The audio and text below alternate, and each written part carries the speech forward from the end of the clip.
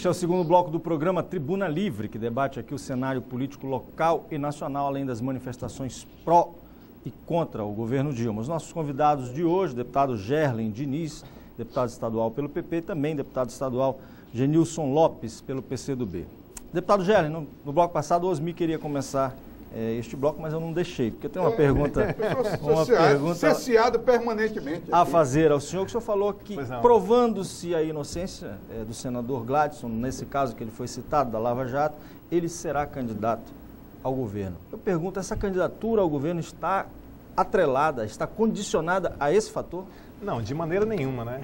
Eu digo que ele, ao provar que é inocente, que teve o seu nome envolvido por má-fé, né, que não tem nada a ver com essa podridão, ele será um candidato fortíssimo ao governo do estado do Acre. Perfeito. Independente não há esse requisito para ele ser candidato. Certo. Agora, mas será um candidato fortíssimo. Você quer responder a sua questão? Claro. Eu quero me dirigir aqui ao deputado Genilson, que é do PCdoB. Hoje o PCdoB só tem o deputado Genilson na Assembleia Legislativa. O PCdoB, deputado Genilson, é um aliado de primeira hora da Frente Popular do Acre, junto com o PT. Eu queria saber de vocês o seguinte: vocês estão reivindicando a vice-prefeitura aqui de Rio Branco, porque junto com essa reivindicação tem partidos aliados que fazem parte da Frente Popular também reivindicando. E, por outro lado, sabe-se que alguns grupos do PT defendem que haja uma chapa pura. Qual é a sua opinião sobre isso? Olha, eu acho que esse é o momento em que a gente tem que utilizar muito da cautela, né? Muito da cautela. Olhando para dentro da Frente Popular, o Partido dos Trabalhadores tem que ser muito cauteloso e os partidos que compõem a Frente Popular também tem que ser muito cauteloso. Nós estamos vivendo um momento político difícil. O deputado Gerlen fazia uma série de afirmações aí que eu prefiro esperar os fatos acontecerem para depois acusar ou dizer que fulano é ladrão ou dizer eu estou aguardando o desfecho da Lava Jato para, quando terminar e for tudo apurado, dizer se a figura A ou a figura B tem culpa ou não. Inclusive, eu acho que essa questão das delações premiadas, antes de entrar na pergunta que você me fez, é algo muito perigoso, porque às vezes, nobre deputado, dizem, olha, o Gladson está na lista lá da Lava Jato. Né? Depois que a pessoa é colocada nessa lista, a partir dessas delações, dificilmente ela reverterá frente à população a opinião pública de que não estava. Porque pela compreensão da população, a natureza do político é corrupto e dificilmente as pessoas vão acreditar que não estava.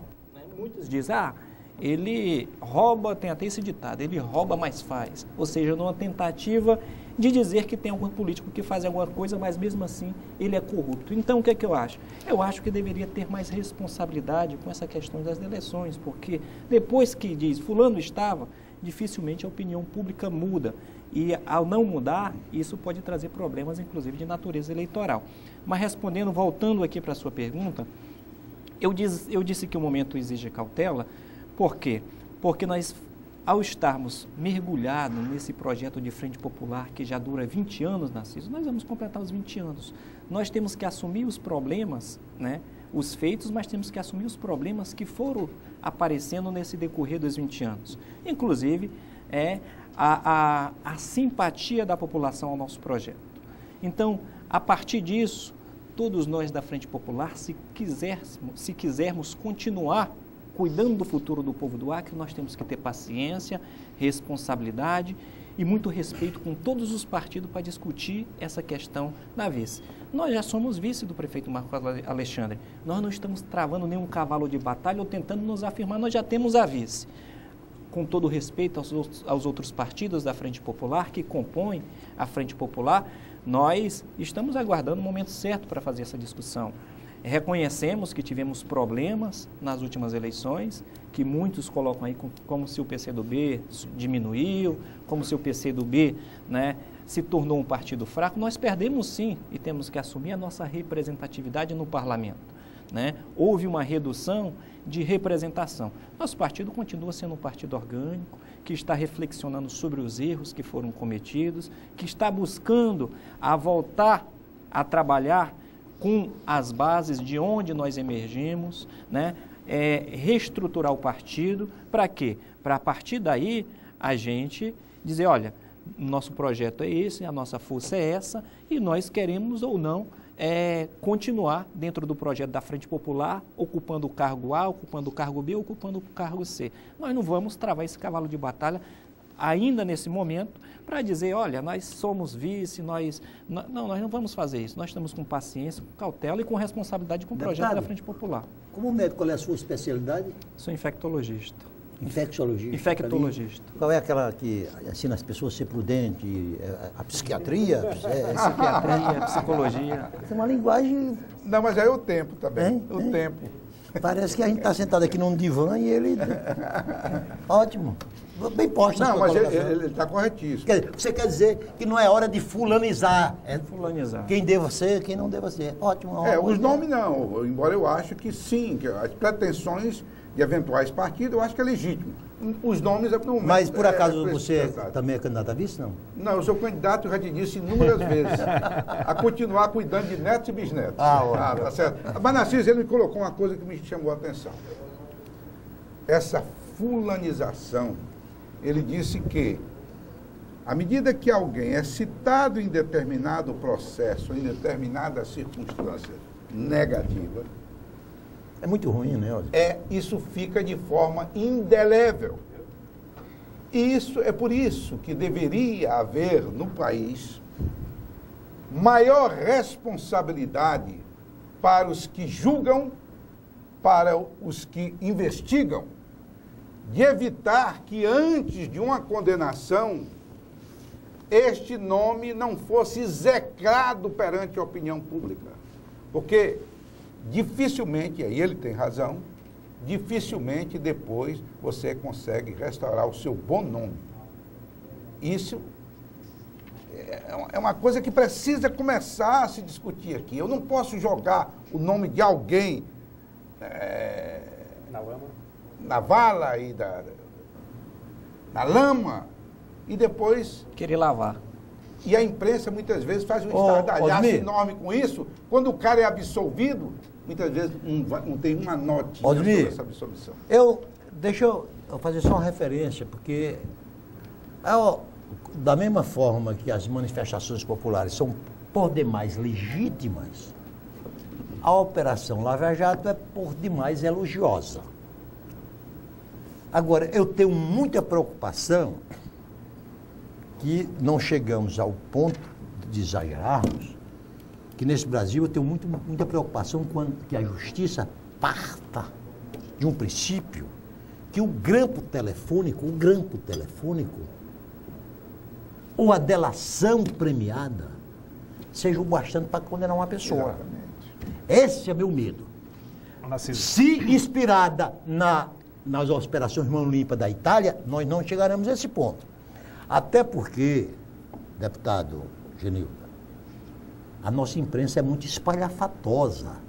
A irresponsabilidade, Osmir, nem sempre é da operação em si mesmo. É um jornalista bisbilhoteiro que acaba pegando que o nome do fulano de tal foi citado. E hoje, a lista do Youssef, ou do Paulo Roberto, ou do Baiano, é o suficiente para mandar a pessoa para a cadeia. Ô, Narciso, com relação a esse ponto aí, eu vou discordar do senhor. Dessa vez não, eu vou discordar. Pode discordar. Porque... Mas você discorda sabendo que eu estou certo. Só o fato... Ainda bem que eles não se entendem. Só o fato de um delator citar o nome de determinada pessoa não é suficiente para condená-lo. Não é. A delação premiada, ela não é prova. Citou o nome, não é prova, ela é fonte de prova. Por exemplo, se o delator diz, eu me reuni com esse cidadão e dei a ele 5 milhões, não é suficiente para condená-lo. Mas baseado nisso, ele vai ter que dizer onde foi a reunião, que dia, de que forma esse dinheiro foi repassado, aí sim. Então, baseado nessa delação, eles vão investigar para conseguir as provas. A delação é só a fonte de prova, não é o suficiente para condenar. Mas, deputado, eu volto a insistir. À medida em que essa citação na delação vem um estardalhaço danado por parte da imprensa, ele jamais será inocente perante a opinião pública. É isso que a gente está comentando. O meu raciocínio foi mais ou menos nesse sentido, deputado. O que acontece? Quando você faz a delação, né, quando é feito e quando o nome do político, que hoje tá em crise de credibilidade, nós que entramos na política recentemente, você tinha sua profissão, eu tinha minha profissão como médico, né? Nós já não somos mais as mesmas pessoas que éramos antes aos olhos da população, né? Já não somos mais. Então, assim, se nós não advogarmos e se nós não lutarmos para que coisas como essa não aconteçam, nós daqui uns dias, o seu nome ou o meu nome pode ser jogado na imprensa ou no meio, né, aos ouvidos das pessoas de forma irresponsável, como corrupto. E como é que você vai corrigir isso? Né? Com a notinha de pé de jornal, não corrige. Então, o meu questionamento é muito esse. É preciso haver investigação? É preciso, é fundamental. Existe corrupção no Brasil? Existe corrupção. Os políticos se envolvem em corrupção muito, mas nós precisamos saber diferenciar e nós precisamos defender, inclusive, que ainda há aquelas pessoas, né, no meio político que são boas e aquelas que estão no meio político apenas para se beneficiar. Deputada, a respeito desse tema, né, já há os mecanismos, o país já dispõe, né, que são a reparação civil. Se o cidadão tem o nome dele envolvido de forma errada, ele vai, processa, uma indenização, ou forma até criminal, se foi de forma maldosa, né, a calúnia é crime. Então já há os meios. Agora, se a justiça não é eficaz, né, não repara o dano, né, porque jamais a gente vai conseguir, eu acho que nem nos países mais desenvolvidos, conseguir evitar que em um determinado momento uma pessoa de bem tenha seu nome envolvido de maneira errada em determinada situação. Isso aí não tem como evitar, né? Nós vivemos num país onde, mais uma vez, o Procurador-Geral da República vai denunciar o presidente da Câmara dos Deputados. Todo mundo já sabe disso. Foi publicado no jornal o Globo, não era para ser dessa forma. Se vai denunciar, que apresente a denúncia. E aí todo mundo toma conhecimento, está aqui a denúncia, está sendo denunciado. Não anunciar com antecedência, não. Isso não é justiça. Mas quem está anunciando é a imprensa, é o que eu falei, a tal... Não, mas ele está querendo dizer que, assim eu entendo, pelo menos assim eu entendo, que há, concordo contigo, vazamentos permanentes o exemplo deveria vir para de a imprensa. De atos que estão correndo aí antes de serem concluídos. O exemplo deveria vir de cima. Para cima, não é isso? Isso. Osmir. Sim. Deputado Eugenildo, escute aqui. Eu de vez em quando ponho os meus chips para trabalhar. Fosforilar. Aí eu só chego a uma conclusão que também há muita exploração política da Operação Lava Jato. Eu vou lhe explicar uma questão. Petrobras, central de roubalheira. Não, aposta aí. Nos 12 anos de governo, 8 Lula, 4 Dilma, 2 anos o presidente foi um colega nosso, o ex-senador Zé Eduardo Dutra. 6 anos José Gabrielli. José Sérgio Gabrielli. E 3 anos a Graça Forte. Como é que a roubalheira estava aqui? Nenhum dos 3 presidentes são citados, nem investigados, nem vasculhados, nem coisa nenhuma. E Lula e Dilma sabia e os presidentes não sabiam. Eu acho isso uma coisa meio esquisita nessa operação. Você entendeu, gente? Entendi. Que a presidente, a quem deveria caber a maior responsabilidade pela condução decente da empresa, nenhum dos 3 foram citados. Agora, os diretores indicados pelo PP, pelo PMDB, pelo PT, faziam a roubalheira, o presidente não sabia, aí o Lula sabia. E parece assim que dá a impressão que não há um controle interno da empresa. A empresa do porte da Petrobras não tem o menor controle sobre nada. Né? É muito estranho tudo isso. Se você olhar por um outro foco, você vai ver que havia um controle total da empresa. Mas esse controle não era no sentido, né, de fazer com que a empresa produzisse de forma adequada, evoluísse, não. Era no sentido de minar a empresa, de tirar recursos da empresa. Esse era o controle que eles faziam. Né? Já pensou, cada obra da Petrobras, 3% era superfaturada? E esse recurso repartido com os partidos envolvidos? Então, havia um controle sim, mas nesse sentido, de tirar recursos da empresa. Né? E o senhor falou a respeito também da exploração demasiada desse escândalo da Petrobras. Eu creio que a exploração ainda é pequena. Se hoje o PT fosse oposição, nós íamos ter manifestação, não era a cada 2, 3 meses, não, era todo dia. Todo dia o PT estava na rua, pedindo a saída do presidente, pedindo a condenação dos envolvidos. Então eu penso que o pessoal que está na oposição hoje ainda não aprendeu a fazer oposição. Está aprendendo. Tem que aprender com o PT, que nisso o PT era bom. Infelizmente, em governar para o bem da população, mostrou que é ineficiente. Agora, Narciso, eu ainda faria uma outra observação em cima daquilo que você está afirmando, dos dirigentes. Existe nas empresas também um conselho de administração. E o conselho de administração é quem controla e aprova todas as, inclusive, contratos, assim, e o presidente era constituído por grandes personalidades do país. Pois é, porque não envolvimento também, quer dizer, a coisa ficava só mesmo lá a nível de diretoria. Ô, deputado Genildo, eu vou fazer uma revelação pública aqui, porque o destino me jogou em situações muito interessantes na história deste país. Eu não sendo absolutamente ninguém. Deputado Genildo, eu não sei se eu devesse dizer, mas vou dizer isto. Eu participei de 3 jantares, eu, Narciso Mendes, como deputado federal, para conhecer o Paulo Roberto. Um na casa do deputado Zé Janene. 3 para conhecer, todos 3? Para conhecer. Aí já estava criando depois eu intimidade, conto o resto. Um na casa do deputado José Janene, outro na casa do deputado Pisolato e outro na casa daquele deputado que foi ministro, que é da Bahia, como é o... Gênero Vieira? Não, né? Não. Da Bahia? Da Bahia, que foi ministro. Benito Gama? Não. Porque a nossa bancada na época... Gedel Vieira Lima? O PT, seu partido, eu era deputado federal do seu partido, e para indicar o nome do Paulo Roberto. Como diretor. O diretor. Ele já vem daquela época? Vem. Daquela época. Ele foi indicado naquela época. E o nome, esse nome dele foi levado para a presença, isso no primeiro ano do governo Lula. O governo não aceitou a indicação. Lula não aceitou, por uma série. Talvez, até por recomendação da própria Conselho de Administração. E a bancada fincou pé e só passou a constituir a base de apoio do governo, homologado. Ou dá ou desce? Ou dá ou desce. E o governo cedeu. E o governo cedeu. Então, o deputado,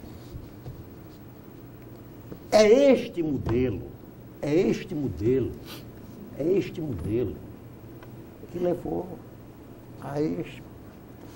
Aí eu lhe pergunto, se o presidente hoje fosse Aécio Neves, como é que o partido dele, com 45 deputados federais, ele ia montar a maioria parlamentar de 315 deputados que ele precisava para fazer as reformas políticas que ele prometeu, se não fosse trocando cargos por votos parlamentares? Explica como. Então, Narciso, pelo que você está falando, no seu entender, a falha está no sistema. É o sistema. O sistema que tem que ser mudado. É o sistema. É o modelo. E nesse ponto, a gente tem que lembrar mais uma vez o presidente da Câmara, Eduardo Cunha, atual presidente, que foi o único que topou fazer uma reforma política. Né? O PT, no poder há 12 anos, não tocou nesse assunto. Ele, em menos de 6 meses, né, já aprovou vários temas que são anseios do povo brasileiro, inclusive a redução da maioridade penal para crimes hediondos, e mexeu na reforma política. Inclusive... Na reforma política, ele mudou para deixar como estava. Inclusive, ele mudou e não mudou nada. Não mudou nada. Fez algumas alterações. Não fez nenhuma. Importante nenhuma. Deputado, tem um intervalo. Tem um intervalo Pode já? Intervalo. Toda vez que eu vou falar, você... Toda vez, porque você fala demais. É o que Daqui a menos pouquinho falo. a gente volta, por favor, não saia daí. Por exemplo,